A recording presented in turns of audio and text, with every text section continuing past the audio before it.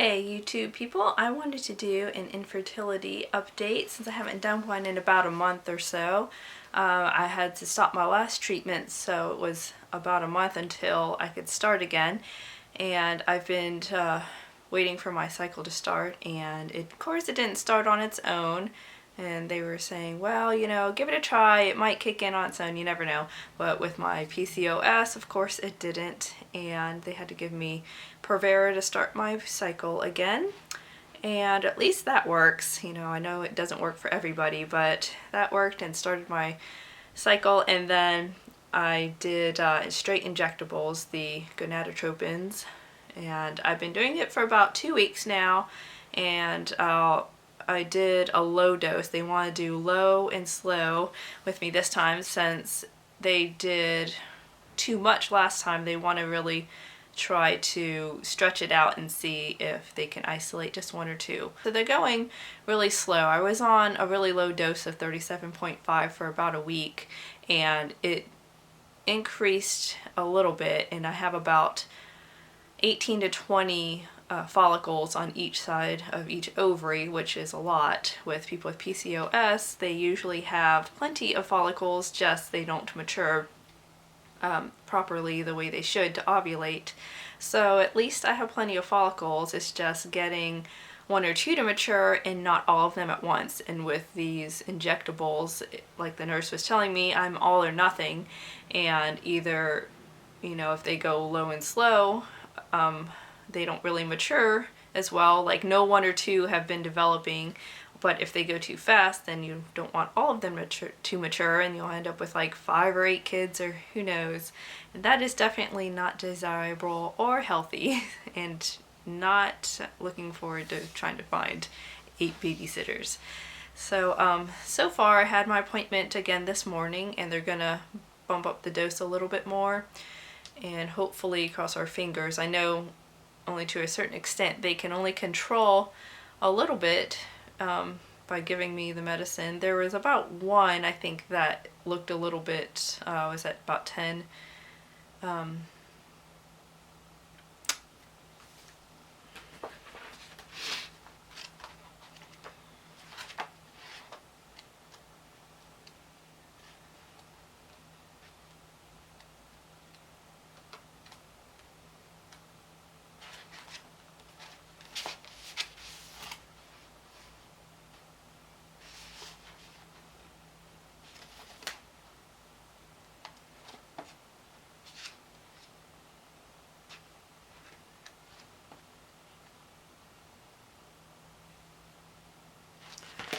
So they want your the main follicle to be between about, well, my doctor wants mine to be about 20 millimeters, and I had one that was about 11 millimeters, which they've been kind of hovering around 8 to 9 last week. So it grew a little bit, but still has a ways to go. So he's gonna bump me up for a couple days, and then I'll go back and do another ultrasound. And I was just talking to my husband, saying that I'm glad that the office is about 10-15 minute drive from here, because if it was around where I work, which is about half an hour away, and I have to go every, seems like 2 or 3 times a week, it would get really inconvenient. You know, it's easy just to hop on the interstate and be at the office pretty quickly, but if I had to go further away, it would just be such a big hassle. So I'm thankful for that, at least it's close. But so far I've been doing the injectables, and I don't know if this cycle will work or not, as far as them trying not to overstimulate me. And the only other medical option would be, I assume, to be doing IVF, which I don't think I would do at this point, just given the cost. And I really don't know. I'm hoping that we can still try these medications and see, you know, if they'll work. I don't know how many times they can do this before they say, you know, it's not working and they don't want to continue. But I'll see. You know, it could take quite a few minutes properly the way they should to ovulate. So at least I have plenty of follicles. It's just getting one or two to mature and not all of them at once. So far I had my appointment again this morning, and they're gonna bump up the dose a little bit more, and hopefully, cross our fingers. I know they can only control a little bit by giving me the medicine. So they want your the main follicle to be between about 20 millimeters, and I had one that was about 11 millimeters, which they've been kind of hovering around 8 to 9 last week, so it grew a little bit but still has a ways to go. So he's gonna bump me up for a couple days, and then I'll go back and do another ultrasound. And I was just talking to my husband saying that I'm glad that the office is about 10-15 minute drive from here, because if it was around where I work, which is about half an hour away, and I have to go seems like 2 or 3 times a week, it would get really inconvenient. And the only other medical option would be, I assume, to be doing IVF, which I don't think I would do at this point, just given the cost. And I really don't know. I'm hoping that we can still try these medications and see, if they'll work. I don't know how many times they can do this. It could take quite a few many times. Hopefully it'll work. It's just getting everything balanced. On a side note, is interesting. I went to my ultrasound appointment the other day, and my reproductive endocrinologist, he wanted to talk to me about my history having PCOS, and hopefully this will be informative for anybody else that has PCOS. And I'm definitely not the typical PCOS candidate as far as I don't have increased testosterone or androgens, but you don't have to have all of the symptoms to be considered PCOS. So I definitely have the anovulation, the missed cycles, so that's a check mark, and I do have polycystic looking ovaries, which means you have not cysts necessarily on your ovaries. What they say is cysts are really the increase of follicles that show on ultrasound. I do definitely have that, which means I have a lot more follicles than people that have normal cycles. But it was interesting, the doctor asked me a little bit more details about my history as a teenager, as far as asking me what my diet was, if I ever gained 30 pounds any time in high school or at all in my 20s to now, which I've never gained 30 pounds. I've gained more weight now being out of high school. I just attribute that to getting older and your metabolism slows down. So my high end of my weight is now kind of my low end. So I had a typical American diet. I really ate terribly. I used to eat ice cream and cookies for breakfast. I ate healthy dinners just because my mom would make sure we ate healthy. But as far as making a conscious effort saying I'm going to eat vegetables and fruit and go on a diet, I never did that as a teenager. I never exercised. He asked me if I exercised on a regular basis growing up, and not at all. I can honestly say other than PE in high school, I probably didn't exercise one day voluntarily ever. So my weight stayed the same, and I'm definitely don't have a family history of polycystic ovarian syndrome, which is also can be another trend. So I don't know where I got it from, but the good thing is the doctor told me that, in his opinion, from what he's been researching, that people that have polycystic ovarian syndrome can be completely controlled with a change in diet and exercise, which means exercising for about half an hour a day, 3 to 5 times a week, and eating a healthy diet of lean meats and increased fruits and vegetables.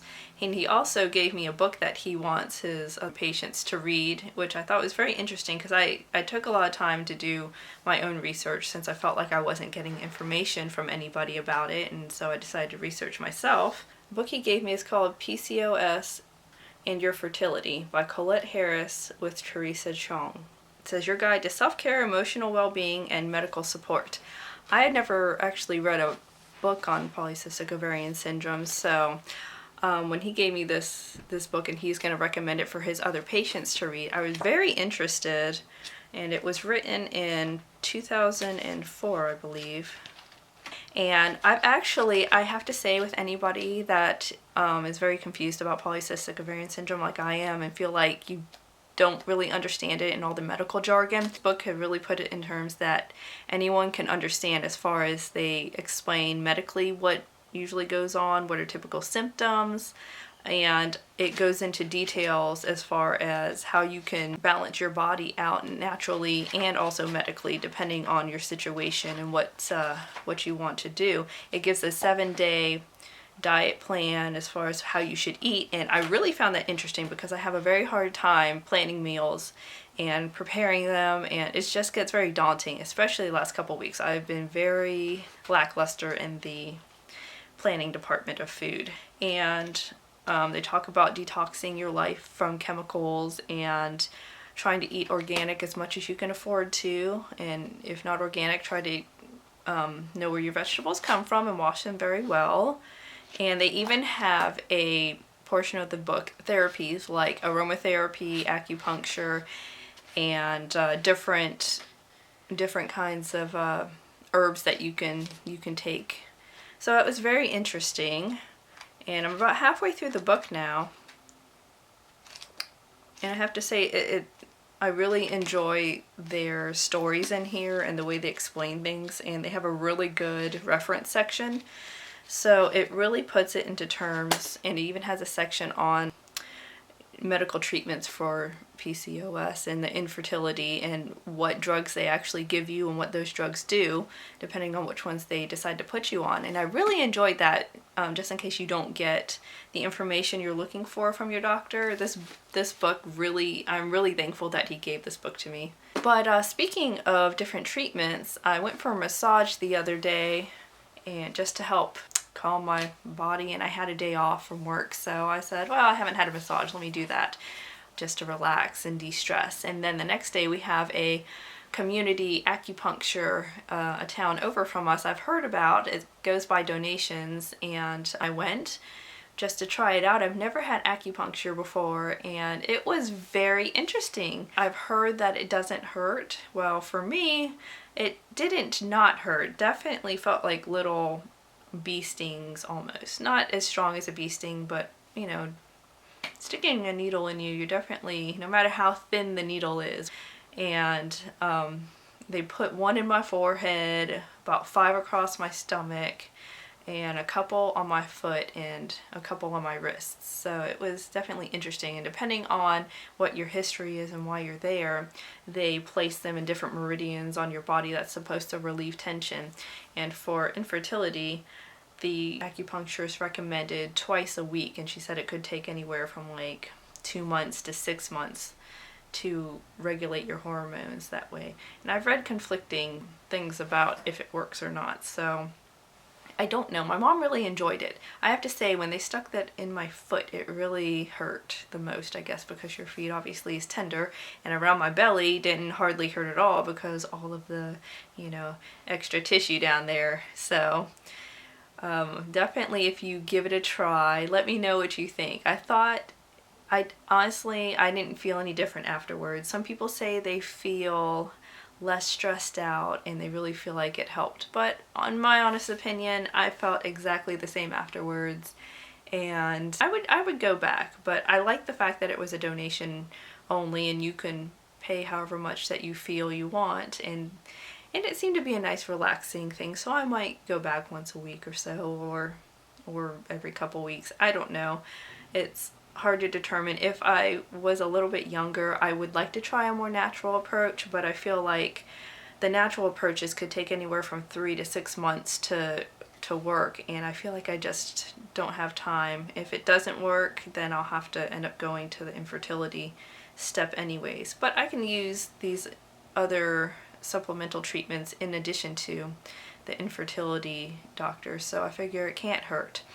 So that is my update. That's what I've been up to lately.